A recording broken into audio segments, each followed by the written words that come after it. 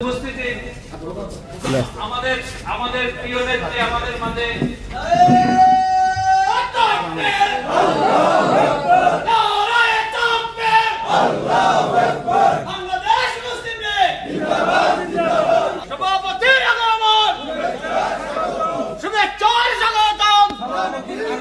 মুসলিম লীগের পক্ষ থেকে লাল গোলাপ শুভেচ্ছা।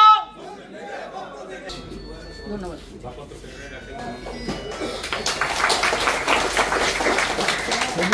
সম্মানিত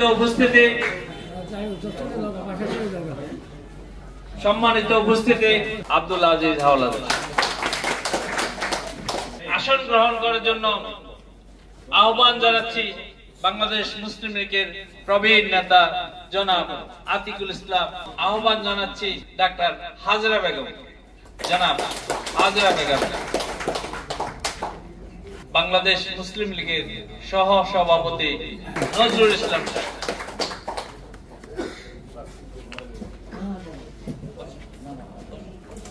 যারা বাংলাদেশ হওয়ার পর জন্ম নিয়েছেন তারা মুসলিম লীগ সম্বন্ধে জানেন না। কোরআনের মধ্যে প্রথম শব্দটা যেটা নাজিল হয়েছিল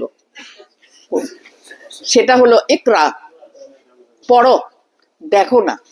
আমরা এখন দেখা নিয়ে বেশি ব্যস্ত আছি, পোস্টার নিয়ে ব্যস্ত আছি। আপনাদেরকে আমার অনুরোধ, আপনারা একটু পড়বেন, ইতিহাসগুলো পড়ার চেষ্টা করবেন, এবং পড়ার চেষ্টা করে খালি হবে না, একটা জাগরণ আসবে। কারণ এক সময় অন্ধকার যুগ হয়ে গেছিল, তখনকার জাগরণের সময় জাগরিত কে করেছিল আপনারা জানেন না। তখন রসুল করিম সাল্লাল্লাহু আলাইহি ইসলাম আয়ামে জাহিলিয়াতের সময় রসুল করিম সাল্লাল্লাহু আলাইহি ইসলাম এসে তাদের মধ্যে জাগিয়ে দিল মানুষকে, অ্যাওয়েকেনিং। আর বাকিটা তো আল্লাহর রহমত। আল্লাহর রহমত না হলে জাগরণও আসবে না, জাগরণও হবে না। আজকে আমি ঢাকার রমনার মাঠে এতগুলো মুসলমানের সমাবেশ আমি দেখে এসেছি। মুমিন আর কাফেরের মধ্যে এক চুল বরাবর তফাৎ মাত্র, আপনি কাউকে কাফের বলতে পারেন। কিন্তু আমরা এখন MA BA পাস অনেক কিছু করে ফেলি, কিন্তু সত্যি শিক্ষা আমরা পাই নাই, কথা বলেও পাই না। একটা ম্যাপ, সেই ম্যাপটা দেখে বলতে পারে না ম্যাপের উত্তর দক্ষিণ পূর্ব পশ্চিম কোনটা। আমরা কথা বলি, এখানে বসে আমেরিকার সাথে কথা বলছি, কিন্তু আমেরিকার সময় কেন অন্যরকম সেটা নিয়ে কখনো গবেষণা করে চিন্তা করেও দেখিনি। অনেক কষ্ট করে আপনারা এসছেন, আমার সত্যি মনটা ভরে গেছে।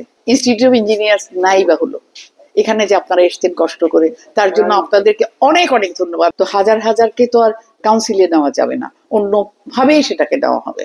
সচেতন নাগরিক হিসাবে আপনারা দিবেন। ওই আমার বক্তৃতা শুনে আমাকে দেওয়ার তো কোনো প্রয়োজন নাই। আমার এখান থেকে যদি কেউ দাঁড়াতে চায়, দে আর রেডি ওর হাতে তুলে দেওয়ার জন্য। আপনারা প্লিজ ওটা চিন্তা করবেন। তো অনেক ধন্যবাদ, আপনারা শুনেছেন আমার কথা।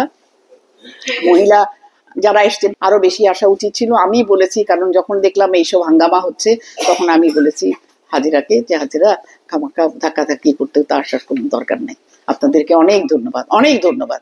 আজকে এই ফটো জার্নালিস্ট অ্যাসোসিয়েশনে বাংলাদেশ মুসলিম লীগের 9ম জাতীয় কাউন্সিল অধিবেশনে উপস্থিত কেন্দ্রীয় নেতৃবৃন্দ এবং বিভিন্ন জেলা থেকে আগত সম্মানিত কাউন্সিলর ভাই ও বোনেরা এবং ঢাকা মহানগরের কাউন্সিলর ভাই ও বোনেরা, সাংবাদিক ভাই ও বোনেরা, আসসালামু আলাইকুম।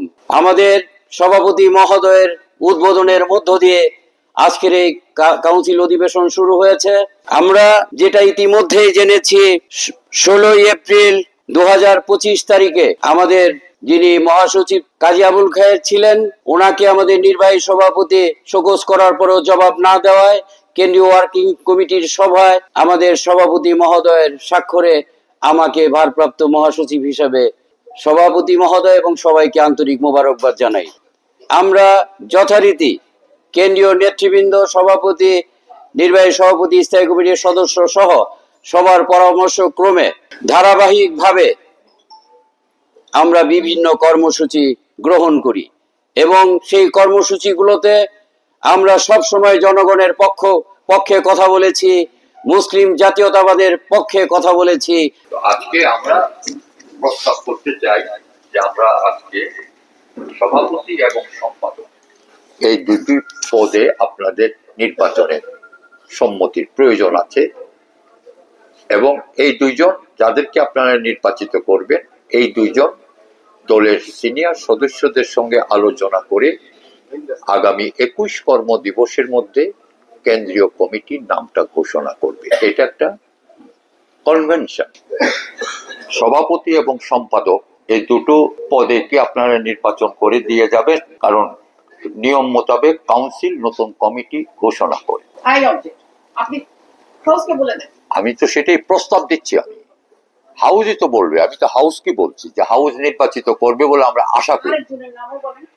বাংলাদেশ মুসলিম লীগের কেন্দ্রীয় কমিটির সভাপতির প্রার্থী যদি কেউ থাকেন আপনারা সেই প্রার্থীটা ঘোষণা করতে পারেন। আর একজনকে প্রস্তাব করেন না তো করেন না, আমি তো এটা সিস্টেমটা বললাম। একজন থার্ড পারসন। এখন আপনি প্রস্তাব করবেন এজ এ প্রেসিডেন্ট।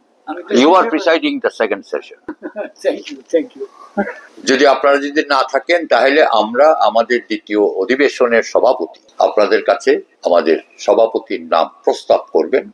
আপনারা কণ্ঠভোটে সমর্থন করবেন। পরবর্তীতে যদি মনে করেন যে আপনারা বাংলাদেশ মুসলিম লীগের সভাপতি হিসাবে জুবাইদা কাদের চৌধুরীর নাম প্রস্তাব করেছেন, আপনারা সমর্থন করেন। বিপুল ভোটে সমস্ত ভোট কাউন্সিলরদের ভোটে বিনা প্রতিদ্বন্দ্বিতায় আপনার জুবাইদা কাদের চৌধুরী মুসলিম লীগের সভাপতি নির্বাচিত। আমি মহাসচিব পদের জন্য আফতাব হোসেন মোল্লা অ্যাডভোকেটের নাম প্রস্তাব করছি। সভাপতি সাহেব জিজ্ঞেস করবে আপনার দ্বারা আর কেউ প্রার্থী থাকলে সেই প্রার্থীতা ঘোষণা করতে পারে।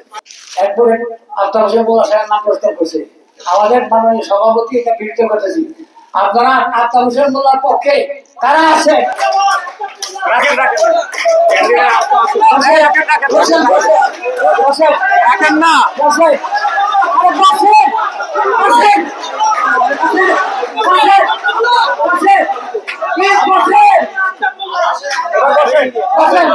থামেন। আর কোন ক্যান্ডিডেট আছেন?